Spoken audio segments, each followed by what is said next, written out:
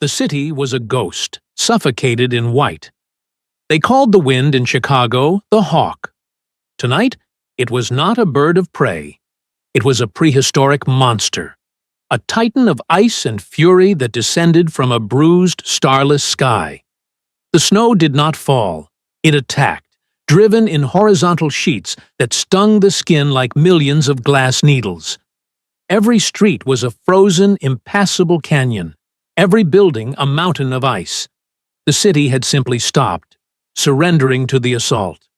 In the narrow alley between a shuttered bakery and a luxury condo building, the wind screamed, a high-pitched keen that sounded almost human. Here, sheltered only by a shallow alcove, Helena huddled over the small, trembling body of her daughter. Helena was 27, though the past 6 months had aged her a decade. Her hair, once a warm chestnut brown, was now a lank, frozen tangle plastered to her skull. Her body was beyond shivering. A deep, invasive cold had settled into her bones, a cold that felt less like a temperature and more like an ending. She was weak, her body ravaged by an anemia so severe that her blood felt like thin ice water in her veins. Her breaths were shallow, rattling in her chest. She was trying not to show her daughter how close she was to letting go. Mia, just 4 years old, was buried deep inside Helena's coat. The little girl wore thin sneakers, now soaked and frozen solid, and a pink jacket that was useless against the Arctic blast. In her gloved hand, she clutched a small, stained stuffed rabbit, its one remaining button eye staring blankly at the brick wall. "Mommy!" Mia's voice was a tiny, muffled puff of air. "My toes are sleepy." That scared Helena more than the cold, more than the darkness, more than the hunger. Sleepy toes were the first to go. "I know, baby. I know," Helena whispered, her lips cracked and stiff. She tried to rub Mia's legs through the layers of cloth, but her own hands were numb, useless clubs. "When the snow stops, we'll find a warm place, I promise." It was a lie. There was no warm place. The landlord had thrown them out that morning, her final paycheck devoured by the medical bills that had piled up since her diagnosis.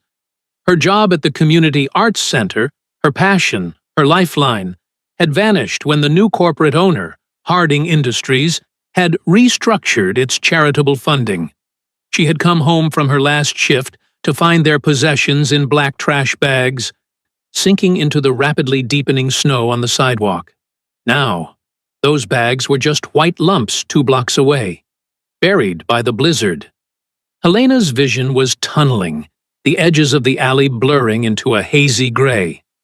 The anemia, starved of food and warmth, was finally winning. The rumble of a distant snowplow sounded miles away. Her joints ached, a deep throb that felt like it was coming from her very marrow. She couldn't afford a doctor. She couldn't even afford a cup of coffee. "Mommy, sing the song," Mia pleaded, her voice trembling. "The one about the stars." Helena tried. She opened her mouth, but only a dry, rattling cough came out. The effort sent a wave of violent dizziness through her. The brick wall seemed to lurch forward, the screaming wind fading to a dull roar. "Mommy?" Helena's arms, locked tight around her daughter, went slack. Her body slumped sideways, her head thudding softly against the snow-dusted brick. "Mommy," Mia whispered, pushing against the heavy coat. Helena did not move.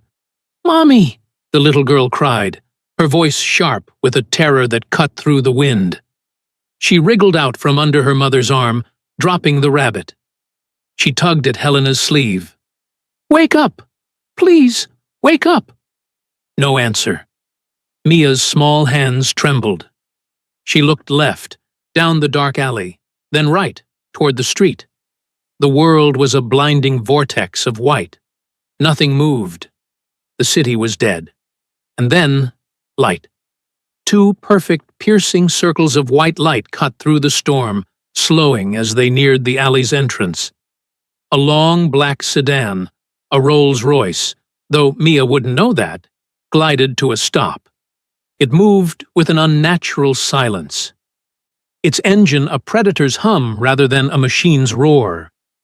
The driver's door opened with a heavy, satisfying click. A man stepped out. He was tall, impossibly so, and wore a long, charcoal-gray overcoat, tailored so perfectly it looked like armor. The wind tore at him, but he didn't flinch. The snow seemed to avoid him, melting an inch before it could touch the gleaming leather of his shoes. His face, framed by dark hair, looked like it had been carved from pale marble. He was clearly not expecting to find anyone here, in this dead-end alley, in this impossible storm. He glanced toward the alcove and froze. He saw the woman slumped against the wall, half buried in a drift, unconscious. And beside her, a small child in a thin pink jacket, standing in the blizzard, staring at him. Mia stared. This man was not like the other people. He was quiet. He was the eye of the storm. Slowly, driven by a desperation that overcame her fear, she walked toward him, her frozen sneakers crunching in the snow. She reached his side, and, instead of tugging on his coat, she simply placed her small red hand against the cold, expensive wool. Her eyes, wide and full of frozen tears, looked up at him. She did not cry. Her voice was barely a whisper, as though she was speaking not just to him, but to the storm itself. "Please, sir," she breathed. "My mommy fell down. She's sleepy, and I can't wake her up." Darius had stood in this city for over a century. He had watched it burn and be rebuilt. He had weathered storms, financial crashes, and the endless, insignificant churn of human lives.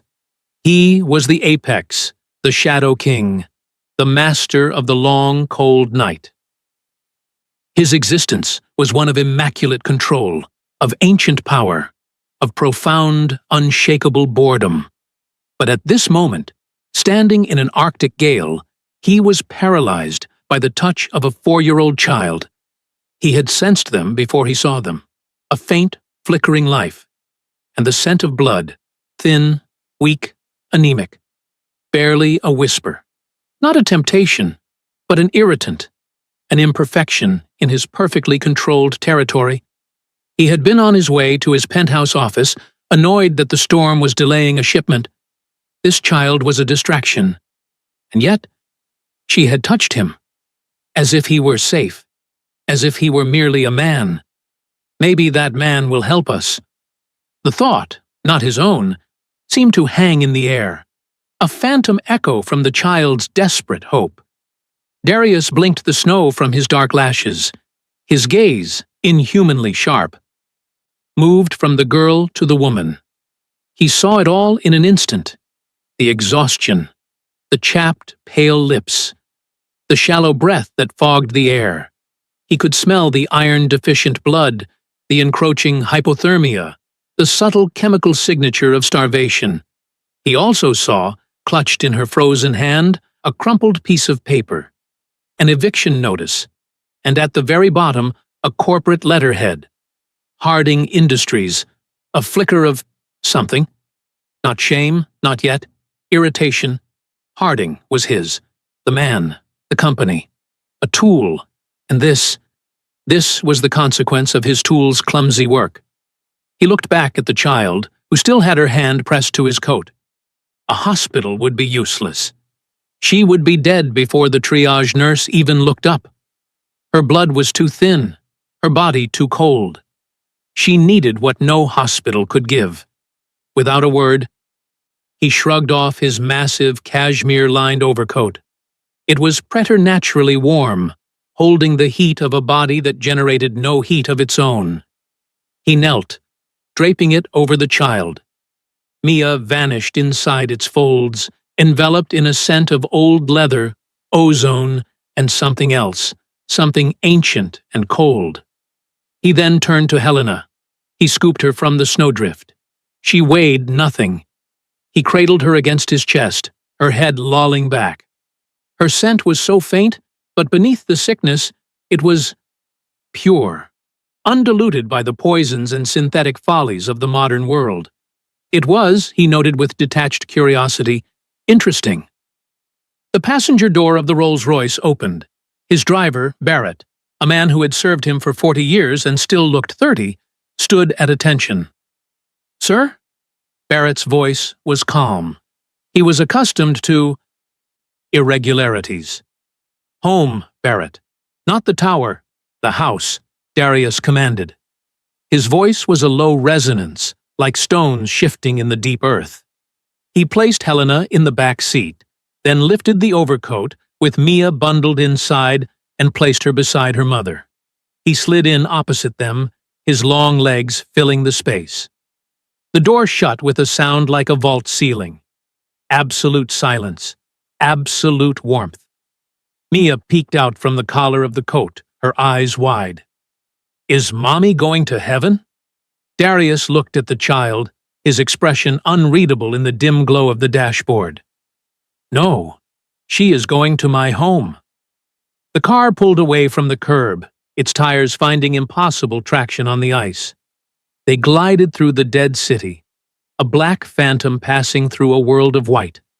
Mia, overwhelmed by the warmth and the sudden safety, finally let her eyes close, her small body succumbing to exhaustion. They didn't go south, toward the hospitals. They went north, toward the Gold Coast. The storm seemed to part for them, the way forward always miraculously clear. They stopped before a tall, wrought iron gate, veiled by snow-laden ivy. It swung open without a sound. The mansion was a fortress of shadows, a Gothic structure of dark stone and black slate that seemed to drink the light from the snow around it. It stood silent, its many windows dark, like eyes that had long since stopped watching. Barrett opened the door. Darius stepped out, lifting Helena from the car as if she were a child. He carried her up the stone steps, through the massive oak doors that Barrett held open, and into the grand foyer. The air inside was still, warm, and smelled of beeswax, old books, and a faint, metallic tang that Helena would have recognized as old blood, but which now just smelled like history. "The library, Barrett," Darius said, his voice echoing in the marble hall. "The hearth, and bring the vial from the study, the crimson-capped one." "At once, sir." Darius strode into a vast two-story library. A fireplace tall enough for a man to stand in dominated one wall, its embers glowing a dull red. He laid Helena gently on a deep burgundy leather Chesterfield sofa near the fire. He turned to Mia, who was now awake, clutching her rabbit and staring, terrified, at the looming shelves. Darius pointed to a large velvet armchair. "Sit! Do not move!" Mia scrambled into the chair, pulling her legs up. Barrett returned, holding a small crystal vial filled with a liquid so dark it seemed to absorb the firelight. It was thick, like oil, and pulsed with a latent warmth. Darius took it. He knelt beside Helena. With one long, pale finger, he tilted her chin back. With the other hand, he pressed the vial to her pale lips. "Drink," he commanded, though she was unconscious. He tipped the vial. A single, thick drop of the dark liquid touched her tongue. Helena's body arched off the sofa, in a violent, silent spasm. A gasp, sharp and sudden, tore from her throat. The color did not return to her face. Not a flush of life, but a stabilization. The icy pallor of death receded, replaced by the translucent white of marble. Her breathing, once shallow and rattling, evened out, becoming deep and regular. Darius stood, watching her for a moment, his head tilted. The intrigue deepened. He turned to Barrett. "She will sleep for many hours. Prepare the East Wing guest room. See that the girl is fed. Something warm. And you, sir?"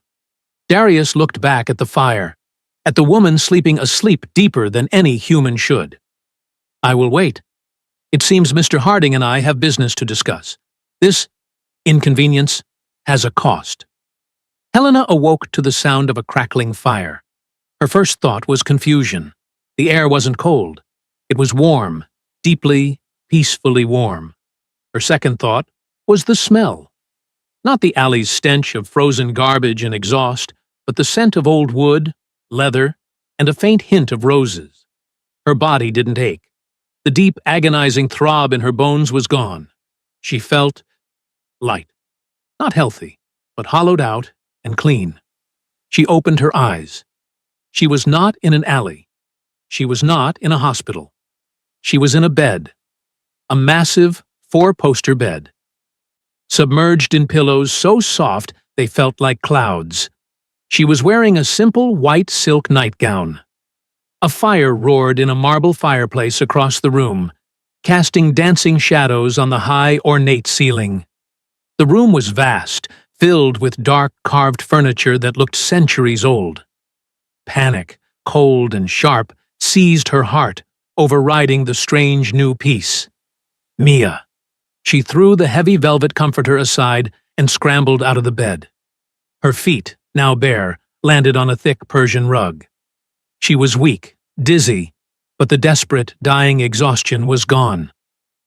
"Mia!" she called out, her voice raspy. She scanned the enormous room. "Mia!" "She is quite safe."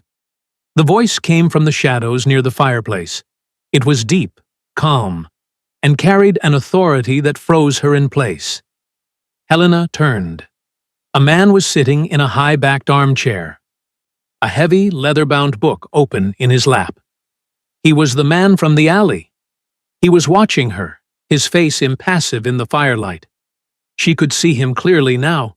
His features were aristocratic, perfect, and utterly devoid of warmth. His eyes were the darkest she had ever seen, and they held an intensity, a predatory stillness that rooted her to the spot. She followed his gaze. In another, smaller armchair tucked close to the hearth, Mia was fast asleep. She was curled up, her cheeks flushed with warmth, still clutching her stained white rabbit.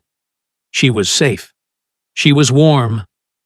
Helena's panic subsided, replaced by a profound, terrifying confusion.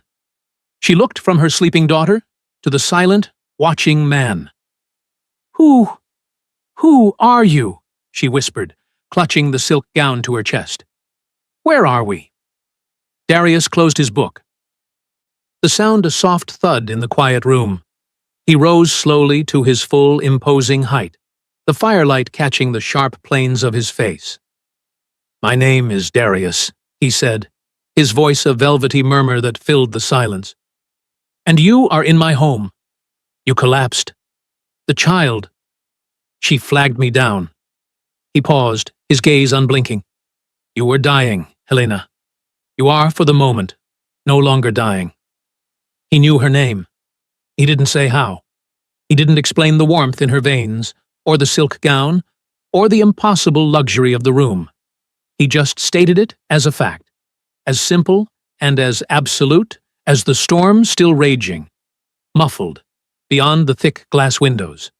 Helena stared at him, at the impossible savior who looked at her not with pity, not with kindness, but with the focused, unsettling curiosity of a collector examining a rare, new acquisition. Helena's heart hammered against her ribs, a frantic bird in a cage that was suddenly too small.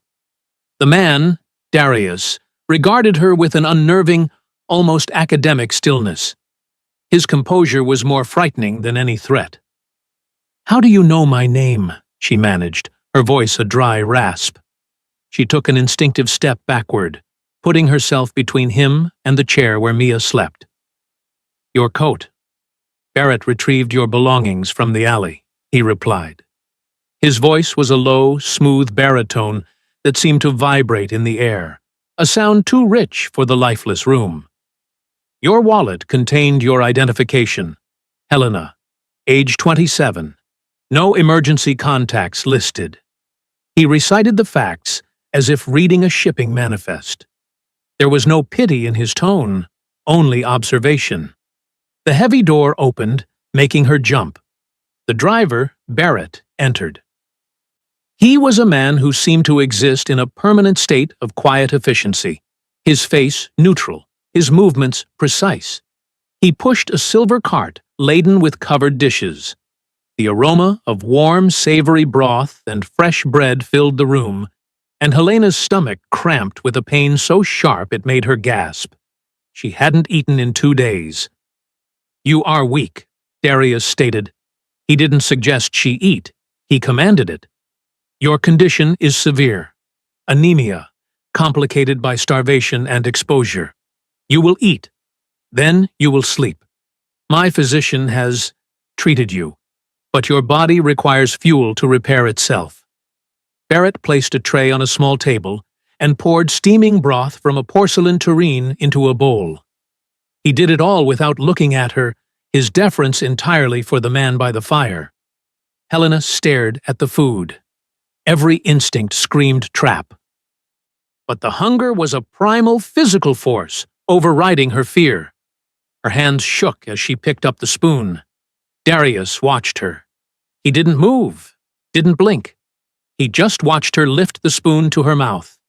The broth was rich, impossibly so, and a wave of pure, restorative warmth spread through her limbs. It was the most delicious thing she had ever tasted. She ate, her movements growing less hesitant, more desperate, until the bowl was empty. He nodded, a fractional movement of his chin. "Good." A small stirring sound came from the chair. "Mommy?" Mia sat up, rubbing her eyes. She blinked at the roaring fire, the high ceiling, and the tall, dark man standing beside it. She wasn't scared. Her 4-year-old mind, still half asleep, processed the scene with a child's logic. "Wow," she breathed, her eyes wide. "Is this a castle? Mommy? Are you a king?" Helena froze, the spoon halfway to her mouth. "Mia, baby, stay there." Mia ignored her, scrambling down from the chair. She walked right up to Darius, her stuffed rabbit dangling from one hand, and tilted her head all the way back to look up at him. Darius looked down at the child. For the first time, his perfect marble composure faltered.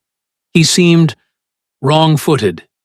He was a creature of ancient power, of boardrooms and shadow politics, of silent, cold eternities. He did not know what to do with a small girl in a rumpled pink jacket. "You're very tall," Mia announced, stating the obvious, "and your house is very big. Do you have any toys?" "No," Darius said. The single word was abrupt, cold.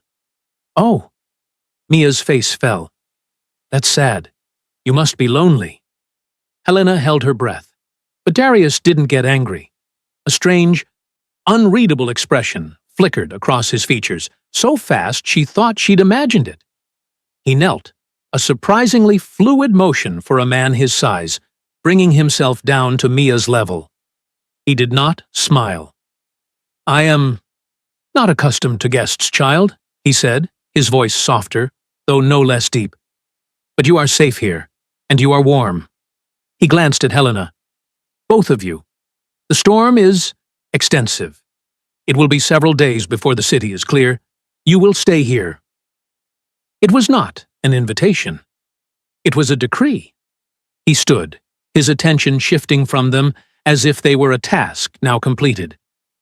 "Barrett will show you to your rooms. Rest."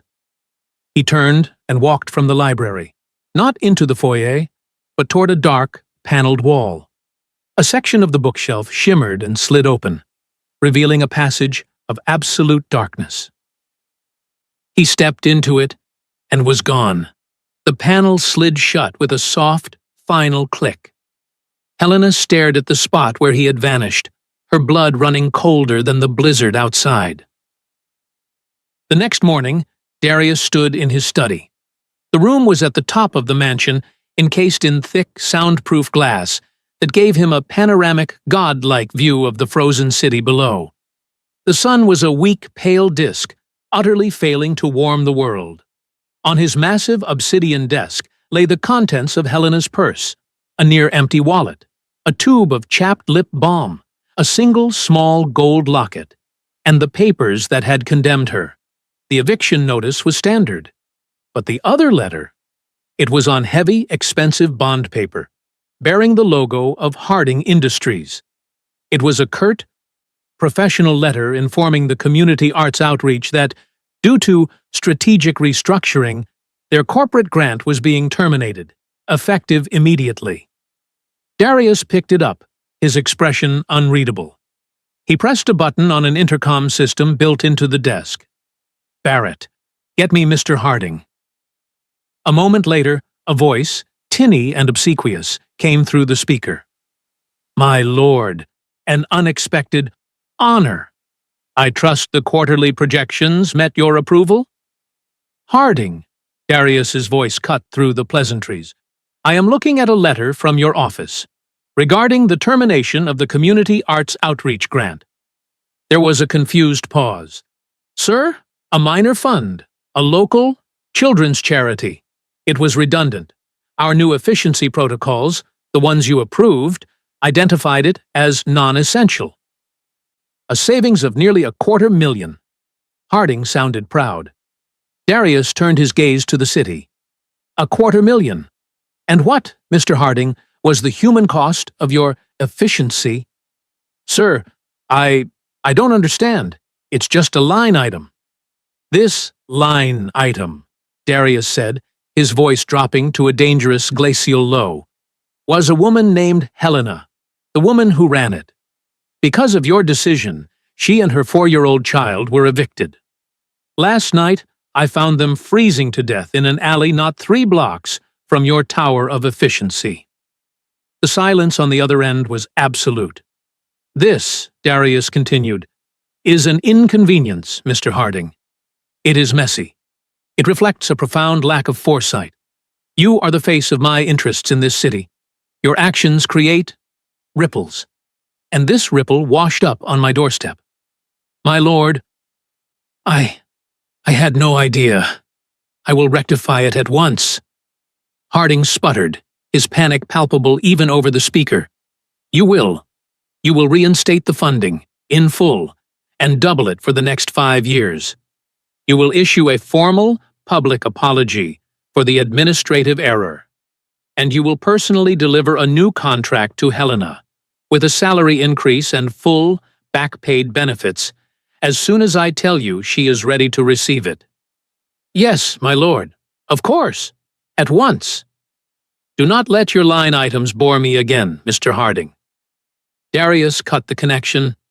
He stood silent for a long moment, staring at the small gold locket on his desk.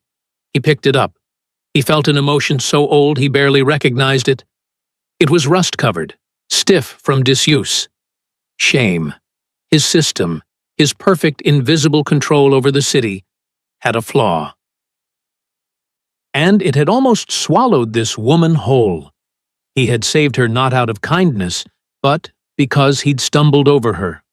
Now it was a matter of principle. He had broken her. He would fix her. He owed her that. The next 2 days passed in a dreamlike, opulent haze. The storm raged, trapping them in the castle, just as Darius had said. Helena and Mia were given a suite of rooms in the East Wing, so luxurious it felt like a film set. Mia was delighted. Barrett, with an almost comical solemnity, had produced a chest of antique toys, porcelain dolls, carved wooden animals, and blocks. Mia played on the thick rugs, her laughter a strange, bright sound in the ancient, silent house. But for Helena, it was a golden cage. There were no locks on her doors, but she knew she was a prisoner. The windows were thick, sealed panes of glass that looked out over a sheer drop to a frozen courtyard. There was no phone. The house was a labyrinth of cold, dark corridors, and she had the distinct feeling that even if she tried to leave, the walls themselves would prevent it. She saw Darius only once. He was standing at the end of a long hallway, staring at a portrait of a dark-haired woman. Helena froze, and he turned his head. His gaze crossed the 50 feet between them, and it felt like a physical touch. He didn't speak. He just watched her, his expression a mask of cold inquiry. She had fled back to her room, her heart pounding. On the third night, she slept. And she dreamed. It wasn't the blizzard. It was a warm, humid night 3 years ago. Her car, broken down on a dark country road. The click, click, click of the engine failing. She was alone. Mia, just a baby, safe at home with a sitter. She was walking, trying to get a signal. The woods, the smell of damp pine and wet earth. Then a sound, a wet, tearing sound. She'd called out, thinking it was an injured deer. Red eyes, not the controlled, intelligent darkness of Darius. These were the eyes of pure, feral madness. A man, or something that looked like a man, was crouched over a deer, his face buried in its throat. He'd looked up, his mouth a crimson ruin, and he'd grinned. He was on her in an instant. She'd screamed, lashing out. He'd grabbed her arm, his grip like a steel trap. She felt a burning, searing pain in her forearm as his teeth. Helena woke up with a strangled scream, drenched in sweat, clutching her left arm. The room was pitch black.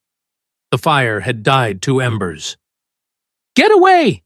Get away from me!" she yelled, scrambling backward against the headboard. "You were dreaming." The voice came from the foot of her bed. Darius. He was just there, a pillar of darkness against the faint gray light of the window. He hadn't used the door. He had simply emerged from the shadows. How did you get in here?" she panted, terror making her voice thin. Mia was asleep in the adjoining room. The door was closed. "You were distressed," he said, ignoring her question. His voice was flat. "Your heart. It was erratic." "Get out!" He took a step closer, and the faint light from the embers caught his face. "You dream of him." It wasn't a question. I don't know what you're talking about." "The one who gave you that," Darius said. He was looking, she realized, at her left arm, which she was clutching tight. "I told you to get out." He moved again, faster than her eye could follow. He was no longer at the foot of the bed. He was beside it, kneeling. Before she could react, he grasped her arm. His grip was not violent, but it was absolute. There was no escaping it. "Do not touch me!" she shrieked, struggling. He paid no attention. With his other hand, he pushed up the silk sleeve of her nightgown. In the dim red light of the embers, the scar on her forearm stood out, a pale, jagged, crescent-shaped mark. He traced it with one cold finger, his touch sending a jolt of ice through her. "The mark of the rabid," he whispered, his voice laced with something new. Disgust. "You were claimed, and you survived." Helena ripped her arm from his grasp, her terror turning to a defiant, hysterical anger. "I don't know what you're talking about. It was an animal." "Stop lying," he commanded, his voice sharp. "Animals do not leave a blood mark. You have the scent of Silas on you. Faint, old, but it is there. He is a mindless fool, a disgrace to the bloodline. How did you escape him?" Helena stared at him, her mind refusing to process the words. Rabid, bloodline, Silas. "You're crazy," she whispered. "You're insane. I want to leave. The storm is stopping. I saw it on the news. I want to leave now." Darius rose, looming over her. "You are not well. You are hysterical." "I'm not. I'm a prisoner here." "You are a guest," he corrected her, his voice hardening. "One I pulled from the brink of death. A death, I might add, that my own company is responsible for." She blinked. "What?" "Harding Industries, your arts center. It was my oversight." He waved a hand, dismissing the detail. "It has been rectified. Your job is waiting for you. Your apartment is being restored. You have been compensated." This was too much. Her job? Her apartment? You did that?" "I corrected an error." "So I'm free to go?" She pushed, hope warring with her terror. "When you are well, and when I am certain he is not still hunting you." He's not. It was years ago. He's gone. They do not forget a scent, Darius said, his voice final, especially one that escaped. He turned and walked to the door, opening it normally this time. He paused in the doorway. You will remain here. It is the only place in this city you are safe. From the cold and from the dark. He left, closing the door softly behind him. Helena sat, trembling, staring at the scar on her arm. He wasn't just a rich, reclusive man. He knew what had attacked her. He knew it. Her terror now had a name. He was one of them. She had to get Mia out. She didn't care about the job, the apartment, the money. She had been saved from the blizzard only to be trapped in the lair of the monster that commanded the storm. She waited an hour, until the house was in its deepest pre-dawn stillness. She slipped out of bed, her bare feet silent on the rug. She crept into Mia's room and gently lifted her sleeping daughter, who whimpered but didn't wake. Holding Mia tight, Helena opened her bedroom door. The hallway was empty, a long canyon of shadows. She had to find a phone, a way out. She remembered the study, the main floor. She moved silently, a ghost in a silk gown, clutching her child. She found the grand staircase and descended, avoiding the steps that creaked. The foyer was a cavern of marble, moonlight streaming through the high windows. She found the library.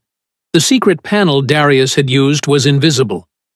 But there was another door, a heavy oak one she'd seen Barrett use. It was unlocked. It led to his study. Not the grand glass-walled room at the top, but a private, working office. It was cold, the air still and metallic. She placed Mia on a leather sofa. "Stay here, baby. Mommy has to find a phone."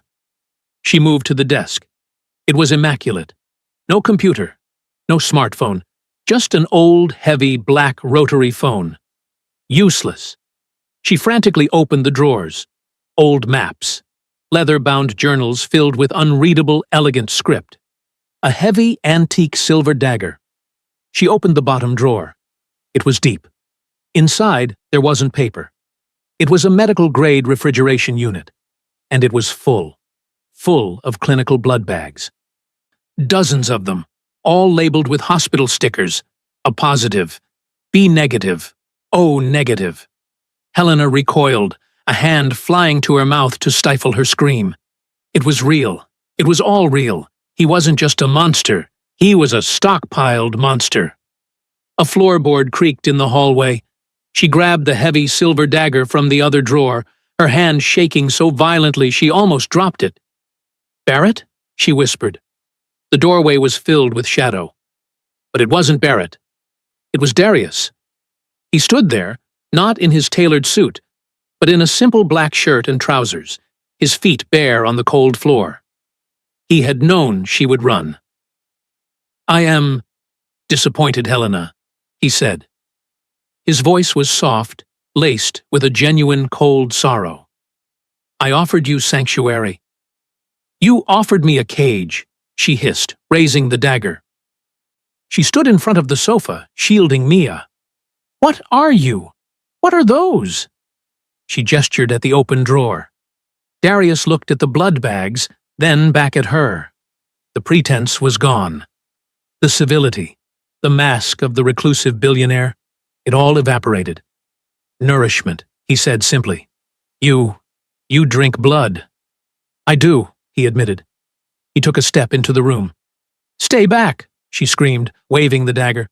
"I'll kill you." He actually smiled. It was the first time she'd seen it, and it was the most terrifying thing she had ever witnessed. It was all teeth. "No, Helena," he said, his voice laced with a cruel amusement. "You won't." He moved. It wasn't a walk. It was a blur, a shift in the air, a whisper of movement. He crossed the 30-foot room in less than a second. He was in front of her. He didn't touch the dagger. He simply cupped her chin in his cold, strong hand, forcing her to look up at him. She was paralyzed, her arm frozen in midair. "You are terrified," he whispered, his dark eyes searching hers, and for the first time she saw it. The faint, ruby-red light glowing in their depths. His canines, she saw with dawning, sickening horror, were descending, lengthening, pushing past his other teeth. "You fear the wrong monster, my dear," he hissed, his breath cold on her cheek. "You've been running from a rabid dog, only to find yourself in the den of the wolf." Helena's eyes rolled back in her head. The dagger clattered to the floor. She slumped forward, unconscious, a puppet whose strings had been cut, caught only by the iron grip of the monster who had saved her. Helena awoke with a gasp, her body lurching upright. She was not in the study. She was back in the opulent, four-poster bed. The fire was roaring, casting a warm, deceptive glow over the room. For a wild, disorienting moment, she thought she had dreamed it all. The blood bags, the fangs, the terrifying, velvet-voiced confession. Then she saw the dagger. The heavy, antique silver dagger was resting on the nightstand beside her, cleaned and polished, its sharp edge gleaming. He had left it for her. A taunt. A symbol of how useless it was. "Mommy?" Mia was sitting on the rug, already dressed in a new, warm wool outfit that Helena had never seen before. She was stacking antique wooden blocks, humming the star song her mother had been too weak to sing in the alley. The normality of it, the sheer domesticity, was a grotesque mockery. Her daughter was playing in the den of a creature that drank human blood. The door opened. Helena scrambled back, pulling the comforter up to her chin, her eyes darting to the dagger. It was Darius. He was immaculate once more, dressed in a dark, tailored suit, his hair perfectly in place. The monster from the study was gone, replaced by the cold, aristocratic CEO. "Good morning, Helena," he said, his voice as calm as a frozen lake. "The storm has broken. The city is functioning. Barrett has prepared the car." Helena stared at him, bewildered. "The car?" "To take you home." He stepped aside. Barrett entered, holding not a food tray, but a simple, elegant briefcase. He placed it on the bed and opened it. Inside, Helena saw a new set of keys on a simple ring, a bank card, and a thick sheaf of papers. "I do not appreciate loose ends," Darius said, his voice devoid of emotion. He picked up the top paper. "This is the new lease for your apartment. It has been fully restored. This is a bank card. In it, you will find a sum sufficient to cover your expenses and your medical bills for the foreseeable future. A severance, if you will, for the inconvenience." He picked up the last document. "And this is your new employment contract with the Harding Community Trust. Your funding is permanent. Your salary has been doubled. You are, as of this moment, free to go." Helena could not speak. This was not the act of a rabid monster. This was an equation being solved, a debt being paid. "You're just letting me go?" she whispered, her mind reeling. "I corrected my error," he said, as if speaking of a miscalculation in a ledger. "My systems failed you. I have rectified the system. You are no longer my concern." He turned to leave. "Wait," Helena said, the word tearing from her throat. She looked at the dagger, then at him. What about him? The one who gave me this?" She pointed to the scar on her arm. Darius paused, his hand on the doorknob. His back was to her, but she felt the coldness fill the room. "Silas," he said. "He is a feral cur. A mistake. He hunts by impulse, not design." "Is he out there?" "He is." Darius turned his head slightly, his profile sharp against the light. "And he will find you. The mark he left on you, it is a scent. He will be drawn to it, now that you are no longer under my protection. This city is not safe for you." "And you'd just let me walk out into that?" she asked, incredulous. He faced her fully. His eyes were dark, human, but utterly cold. You made your choice clear last night, Helena. You would rather face the dog than the wolf. I am honoring your choice. I do not keep prisoners. He looked at Mia, who was watching them with wide, curious eyes. The world is full of monsters. I am simply the one you have met. Go. Live the life my company almost took from you. But do not be foolish. He will not be as civilized as I have been. He turned and left. The door shut with a final, heavy thud. The apartment was beautiful. It was on the 20th floor of a new building overlooking the park, the snow on the trees sparkling in the weak winter sun.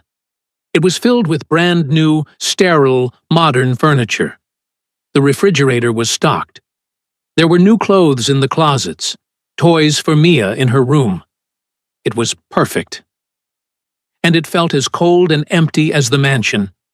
Helena locked the door, and the deadbolt, and the chain. Wow, Mommy, it's so high! Mia pressed her hands to the floor-to-ceiling window, looking down at the tiny cars. Is this our new home forever? Yes, baby. It's home, Helena said, her voice shaking. She ran a bath for Mia, the sound of the running water echoing too loudly in the silent apartment. She tried to feel normal. She tried to feel free. She had her life back. She had money, a job, a home. She had won. So why did she feel like a mouse let out of a cage, only to be dropped in the middle of a snake pit? He will find you. She spent the day in a haze of paranoia. Every creak of the building, every groan of the elevator, every siren in the distance made her jump. She kept checking the locks, her hand hovering over her phone, though she didn't know who she would even call. Night fell. The city lights were a cold, indifferent glitter. She put Mia to bed in her new room, reading her a story about a brave knight. Mia fell asleep, clutching her old, stained rabbit. Helena kissed her forehead, her heart a leaden weight. She went to the kitchen to make tea, her hands trembling. She looked at the brand-new knives in the butcher block. Useless. She knew that now. She was standing at the sink when the smell hit her. It wasn't a sound. It was a smell. That same half-forgotten odor from the woods 3 years ago. The coppery tang of old blood, the rot of wet earth, the sour musk of a starving animal. It was coming from the living room. She turned slowly. He was there, standing by the window, his back to the city lights.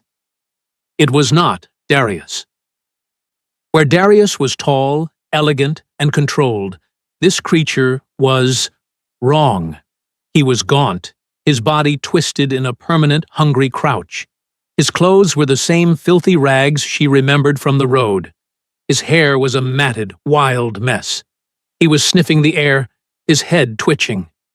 "Found you," he hissed. The voice was like dry leaves scraping concrete. "Found you. Knew you were still here. Smelled you." He grinned, and his mouth was a ruin of broken, blackened teeth and oversized fangs.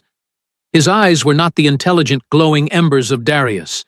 They were milky, frantic, and utterly insane. "Silas," Helena breathed, backing away. "Mine," he snarled, taking a step toward her. He was favoring one leg. "You got away. He bit me. The Dark One. Years ago. Cast me out. But you were mine to take. And now," he sniffed again, his eyes locking on Mia's closed bedroom door, "you have food." That single word shattered Helena's paralysis. She grabbed the heavy cast-iron skillet from the stove. "Get out! You get away from her!" Silas laughed, a wet, choking sound. "Pretty. Marked. And now you have a cub. He'll be angry I'm here. He'll be angry I'm taking his new toy." He lunged. Helena screamed, swinging the skillet. He caught it in one clawed hand, the cast iron crumpling in his grip as if it were aluminum foil. He threw it aside and grabbed her by the throat, lifting her off the floor. His claws dug into her skin. "Scream," he gurgled, his face inches from hers. "I like it."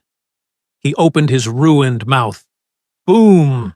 The entire front door of the apartment, deadbolt, chain, and frame, exploded inward, blasted off its hinges by a force that shook the building.